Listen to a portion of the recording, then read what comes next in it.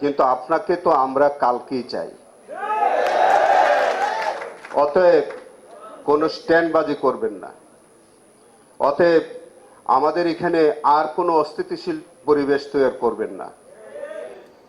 আর কোনো অস্থিতিশীল পরিবেশ বাংলার মানুষ আর কখনো গ্রহণ করবে না। যে জুলাই আমাদেরকে যে শিক্ষা দিয়েছে, এই দেশে আর কোনো ফ্যাসিস্টের জন্ম হবে না।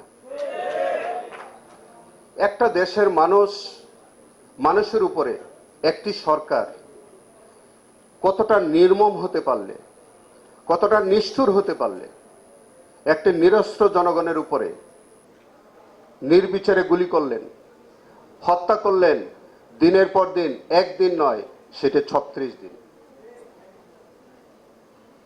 আপনি যদি জনগণের সরকার হতেন, এই দেশের প্রতি যদি আপনার কোনো ধরনের মমত্ববোধ থাকতো, আপনি যদি এই দেশটাকে গ্রহণ করতেন, তাহলে কখনো আপনার এই দেশের মানুষের উপরে এইভাবে নির্মম বা নিষ্ঠুর আচরণ আপনি করতে পারতেন না।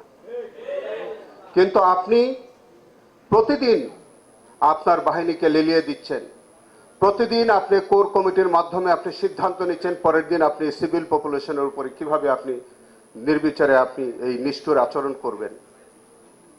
আপনার মন্ত্রিসভায় আপনি সিদ্ধান্ত নিচ্ছেন, 14 দলীয় বৈঠকে আপনি সিদ্ধান্ত নিচ্ছেন, নিয়ে নির্বিচারে মানুষকে আপনি হত্যা করছেন, তাদেরকে পঙ্গু করে দিচ্ছেন।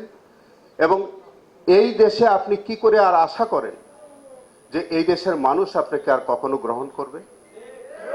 অতএব আপনাকে আর গ্রহণ করার কোনো আইনগত সুযোগ নাই। আপনার দলকেও এই দেশের মানুষ আর কোনোদিন গ্রহণ করবে। অতএব এইসব ফাঁকা বলি করে মানুষের মধ্যে বিভ্রান্তি ছড়ানোর আপনার আর কোনো সুযোগ নাই। হ্যাঁ, আমাদের বন্ধু, আমাদের আজকে জুলাই ফাউন্ডেশনের সিইও, তিনি কত কিছু কথা বলেছেন, আকার ইঙ্গিতে বলেছেন। আমাদের বাংলাদেশ অনুন্নত দেশ, আমাদের বিচার ব্যবস্থায় লজিস্টিক সাপোর্টের অভাব আছে, আমাদের অনেক লজিস্টিক সাপোর্টের অভাব আছে। কিন্তু এই লজিস্টিক সাপোর্টের অভাব থাকা সত্ত্বেও আমাদের বিচার প্রক্রিয়ায় কোনো ধরনের বাধাবিঘ্ন সৃষ্টি হবে না।